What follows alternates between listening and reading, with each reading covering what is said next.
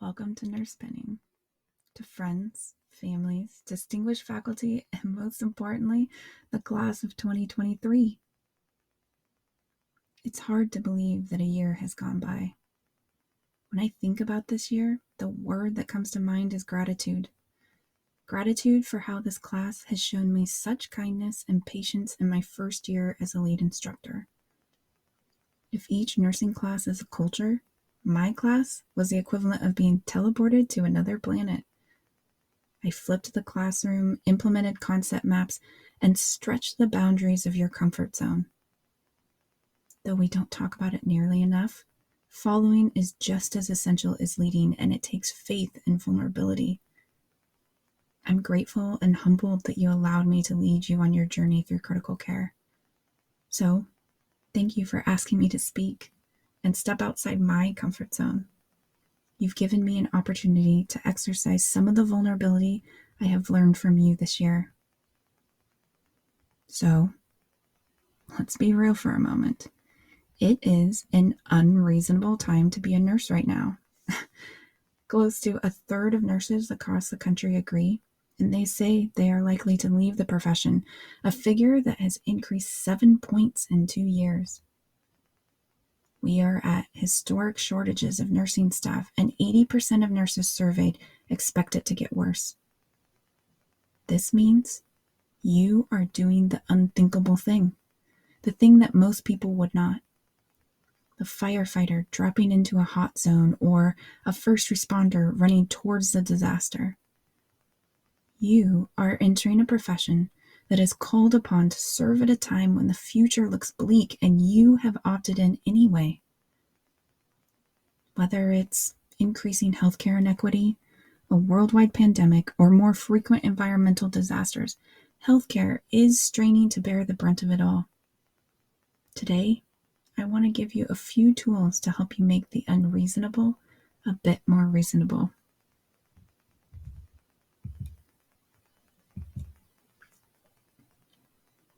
Serena Williams, Lindsey Vonn, Simone Biles, Michael Jordan. Many would say each of these athletes are the greatest of all time in their respective sports. But that begs the question, how do you become great? In many professions, like musicians, doctors, or lawyers, you manage your own improvement after your education, which works. A lot of us here in the audience are a testament to that. We operate in our professions as skilled practitioners who do our jobs well. In sports, however, it doesn't matter how great you become. You always need a coach, someone that will build on your strengths and recognize your weaknesses. Atul Gawande, a practicing surgeon, writer, and public health researcher, would suggest that we all get a coach. In his TED Talk on this subject, he illustrates the necessity of coaches in healthcare by showing it not only improves personal performance, but it also decreases morbidity and mortality for patients in the real world.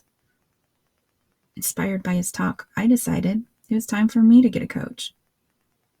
As a nurse anesthetist, there is rarely anyone else in the room that does what I do, and I wanted to get feedback on my practice. So I asked my husband, Scott, also a practicing CRNA, to come and observe me through anesthesia induction. Because I primarily work at a pediatric surgery center where I can see anyone from the ages of 18 months to 17 years, there are a myriad of factors that must be coordinated, from masking down, positioning, intubation, etc. Scott had great suggestions, like positioning the patient a little closer so I don't have to bend over as much, and a quicker, easier method of taping the eye shut. They were small, but impactful. Not gonna lie, it doesn't feel great to be observed. It can be awkward, and you can feel like you get worse before you get better. But it's worth it, and it's worth it to your patients. So, as you start your career, find a coach, because, as Atul Gawande says, it's not how good you are now, but how good you're gonna be that matters.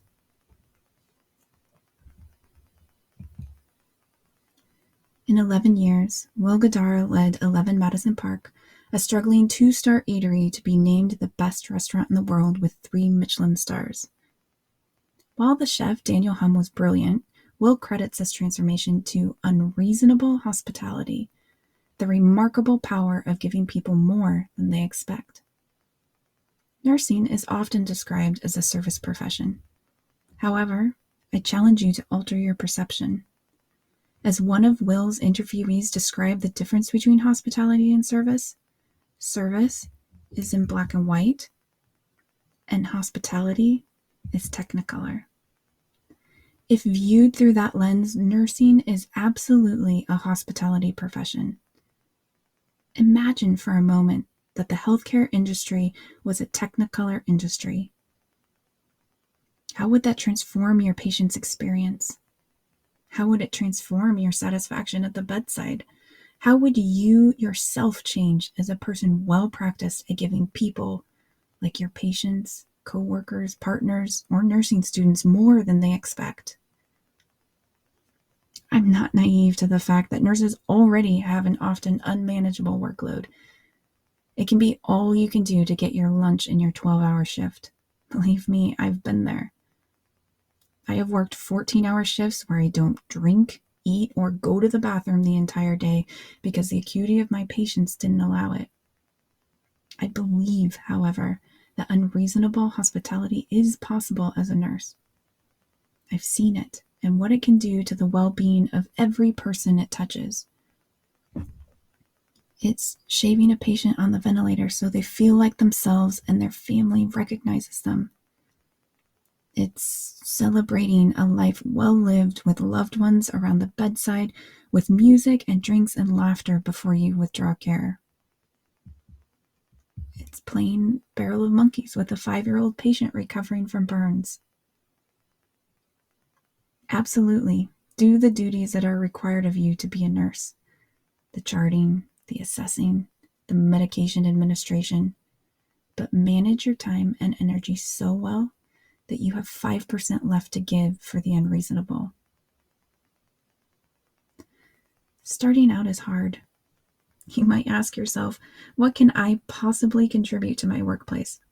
I don't even know where to put my stuff, let alone affect my unit in a positive way.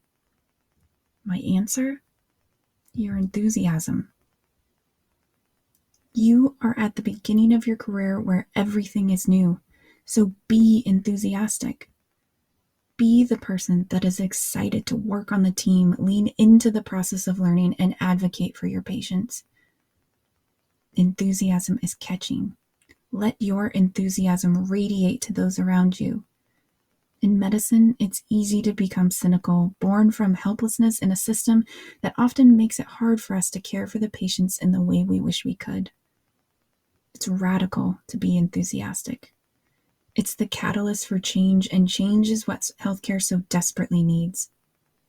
Because all it takes for something extraordinary to happen is one person with enthusiasm.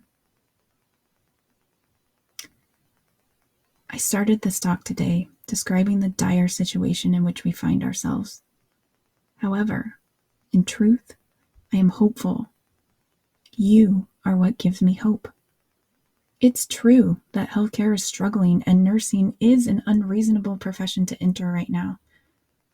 But absolutely astonishing things have happened when young people, like you, show up and take up space. From the people you know, like Malala Yousafzai speaking out for girls' education, John Lewis marching on Selma, or Greta Thunberg reminding adults of the climate crisis, to the people you might not know, like Mary Copney of Flint, Michigan, a 14-year-old girl who shed light on the water crisis and has distributed more than 1 million water bottles to the residents of her city.